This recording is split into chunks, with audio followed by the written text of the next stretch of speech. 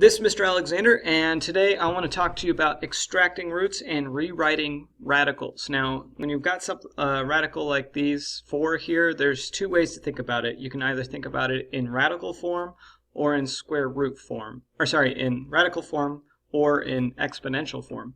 I'm going to start by doing radical form, and what radical form is just essentially trying to break this thing up into a series of square roots. So I'm going to break this up into the square root of 16 times the square root of x to the 6th. Now I'm allowed to do that as long as there's multiplication in here. If that was a plus sign in there, I couldn't break it up like that. But since it is multiplication, I am going to break it up like that. Now I'm going to try and change this x to the 6th into a series of x squared. So I'm going to keep this as a square root of 16, and I've got the square root of x squared times the square root of x squared times the square root of x squared. X squared times x squared times x squared is x to the 6th, so this is perfectly legal here.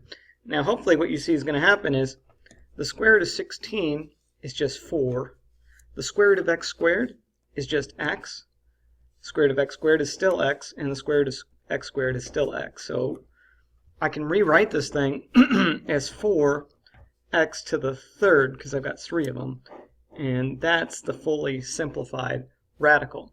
I'll do this one in radical form as well. I'm going to break it up into the square root of 9 times the square root of a squared times the square root of b squared, and that simply is 3 times a times b, because the square root of a squared is just a, the square root of b squared is just b. So that gives me 3ab for my answer there. The next thing we ought to talk about is how to write it in exponential form, which is a little bit different, but it will get you to the exact same place.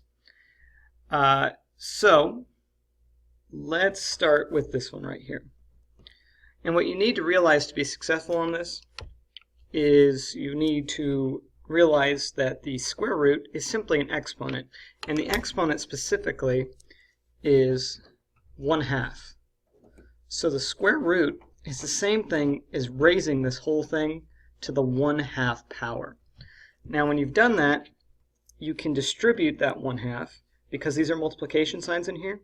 If these were plus signs in here, you wouldn't be able to distribute the 1/2. But since it's multiplication, I can rewrite this as 25 to the 1/2 power times a squared to the 1/2 power times b to the 8th to the 1/2 power times c to the 10th to the 1/2 power. Like that. Now, I'm going to rewrite this as the square root of 25 because we know what that is. But here, when an exponent is raised to another exponent, you simply need to multiply them. So 2 times 1/2 is a to the 1st power. 8 times 1/2 is b to the 4th power. And 10 times 1/2 is c to the 5th power. And when I simplify all that, the square root of 25 is 5. I've got an a, I've got a b to the 4th, and I've got a c to the 5th. And that thing is fully simplified there. We can think about this one the same way. The cube root is simply raising this entire expression to the 1/3 power.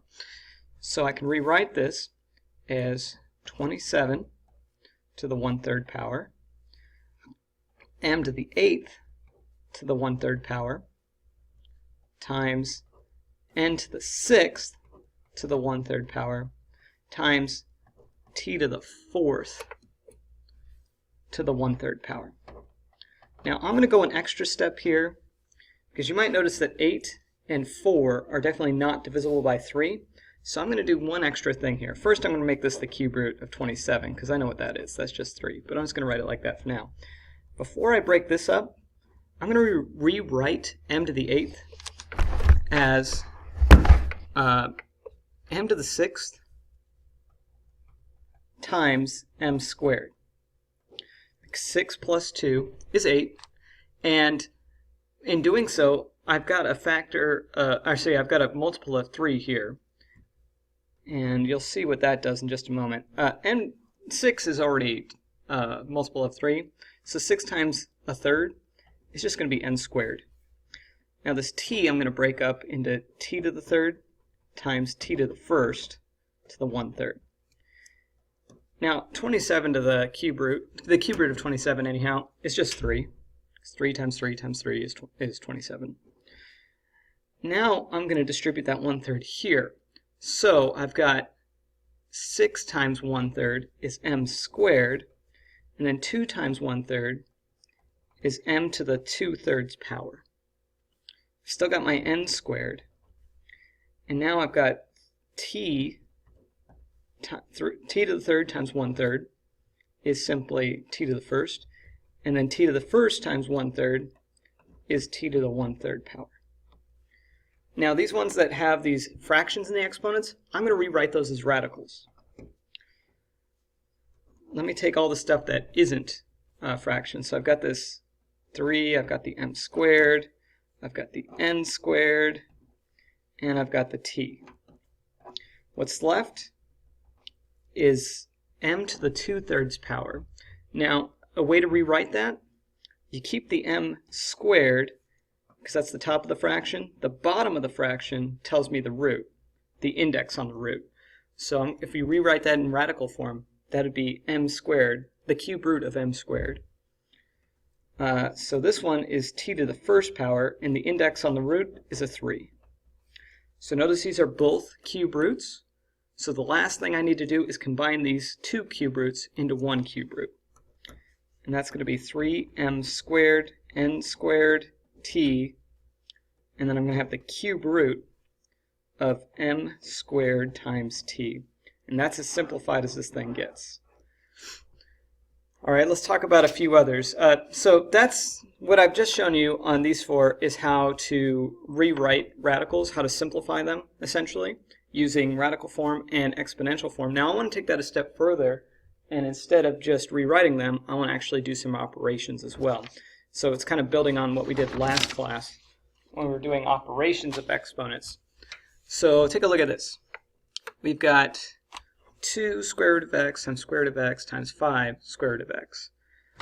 Well, the first thing you got to do is multiply the numbers together, recognizing that these are all multiplication signs in here, so I can do it in any order I want. So I'm going to choose to multiply 2 and 5, which is 10. And then I'm going to choose to put these two together. I'm going to make this the square root of x squared, and I'm going to keep that square root of x separate. So I just combined these two here. And the reason I did that is because now the square root of x squared is simply x. They're inverses. They cancel each other out. So this is 10x times the square root of x. Here, we can't quite do what I just did. The reason I could combine them like I did is because the index was the same. These are both square roots.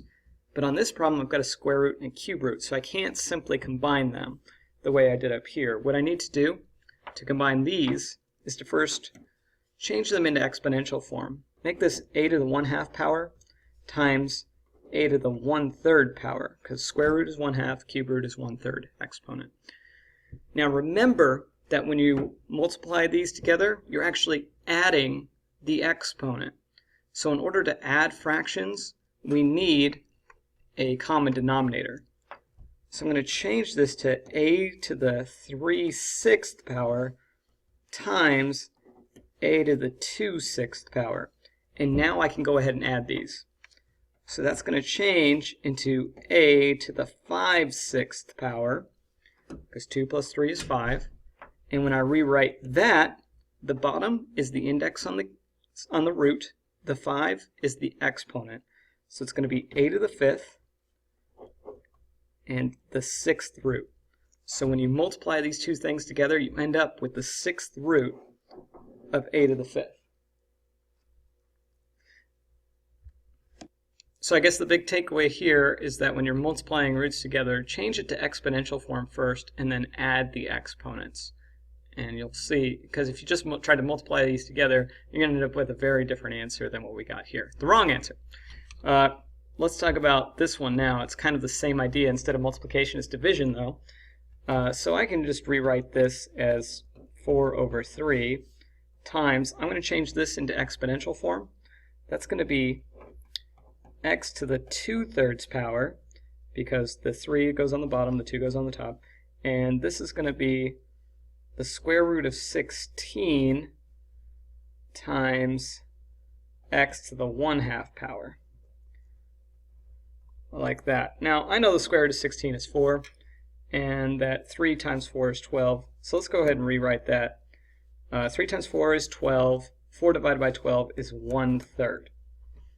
Alright, now I've got all of this business here, this x to the 2/3 over x to the 1/2. And when you've got these things, they have the same base, they're both x's, and they're being divided, they both have exponents, you just subtract the exponents.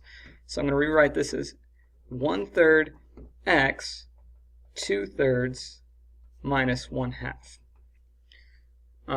Now, in order to subtract these exponents, they have to have the same base. So I'm going to rewrite it again as 1/3 x. Let's make this the 4/6 power minus the 3/6 power. And now I can subtract them. 4 minus 3 is just 1. So 1/3 x to the 1/6 power. To get it back in radical form, the 6 is the index on the root, the 1 is the power on the x. So this is 1/3 times the 6th root of x to the first power, which is just x.